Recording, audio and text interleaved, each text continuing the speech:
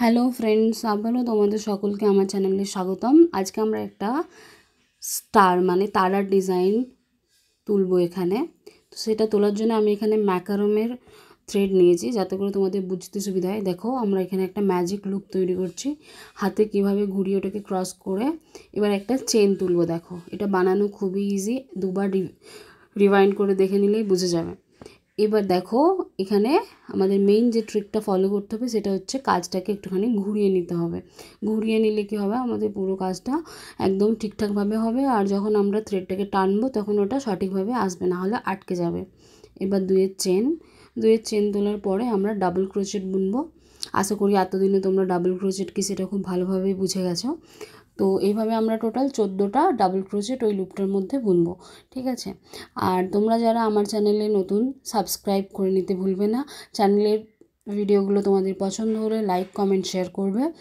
আর আরও নতুন নতুন ভিডিও রেগুলারলি পাওয়ার জন্য বেল বাটনটা অন করে রাখবে। তো টোটাল আমরা এখানে 14টা ডাবল ক্রোচেট বুনবো, ঠিক আছে।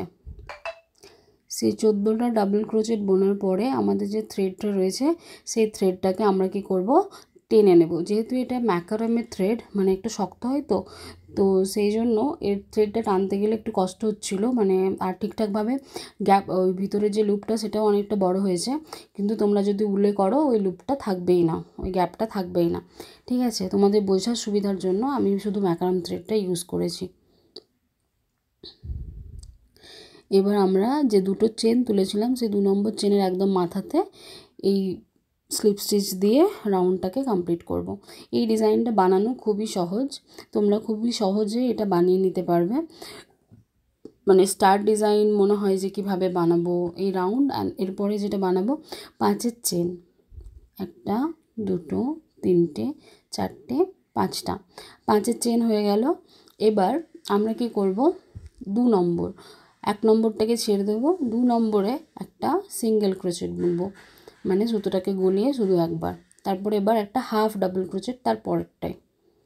হাফ ডাবল ক্রোচেট মানে 3টে থ্রেডই একসাথে বোনা হবে। এবার একটা ডাবল ক্রোচেট, ঠিক আছে। আর একদম লাস্ট যে লুপটা আমাদের আছে সেইটাতে আমরা বুনবো ট্রিপল ক্রোচেট, ঠিক আছে। এই দেখো, ট্রিপল ক্রোচেট মানে 2বার সুতোটাকে হুকের ওপরে ঘোরাতে হয়, 3বারে বুননটা কমপ্লিট করতে হয়, ঠিক আছে। এই দেখো, আমাদের স্টারের কিন্তু একটা পার্ট রেডি হয়ে গেছে। এইখানে আমরা কি করব, 2 নম্বর যে এটা রয়েছে, মানে 2টো ঘর ছেড়ে দিয়ে 3 নম্বর ঘরে আমরা এটাকে লক করব স্লিপ স্টিচ দিয়ে। আবার সেই ঘরেতেই আমরা কি করব, আবার 5এর চেন তুলব, আর সেম প্রসেসে আমরা এই ডিজাইনটাকে কন্টিনিউ করব, ঠিক আছে। তোমাদের বোঝার সুবিধার্থে আমি আরেকবার এই ডিজাইনটা তোমাদের এক্সপ্লেন করে দিচ্ছি। এই দেখো, 5এর চেন হয়ে গেছে। 1 নম্বরটা ছেড়ে 2 নম্বরে একটা স্লিপ স্টিচ, সিঙ্গেল ক্রোচেট, তারপরেরটা একটা হাফ ডাবল ক্রোচেট, তারপরেরটা একটা ডাবল ক্রোচেট, আর তার একদম লাস্টের যে লুপটা আছে আমাদের 5 নম্বর, সেটাতে করবো একটা ট্রিপল ক্রোচেট। ট্রিপল ক্রোচেট বোনা হয়ে যাওয়ার পরে যে ঘর থেকে বুনেছি তারপরে 2টো ঘর ছেড়ে দিয়ে 3 নম্বর ঘরে আমরা গিয়ে লক করব।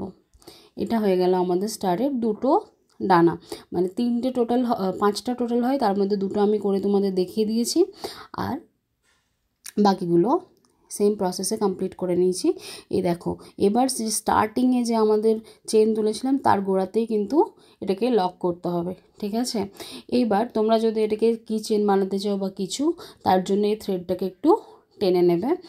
সুতোটা যখন কাটবে, কেটে ওটাকে ভিতরের দিকে পিছনের দিকে টাকিং করবে, তারপরে সেটাকে কাট করবে। এই দেখো, আমাদের কিন্তু কি চেন বলতে পারো, ব্যাগের যে ঝোলানোর লকেটগুলো বলতে পারো, সেইগুলো কিন্তু রেডি হয়ে গেল। আমি উলেতেও বানিয়েছি, যেটা আমি তোমাদেরকে এখানে দেখাবো।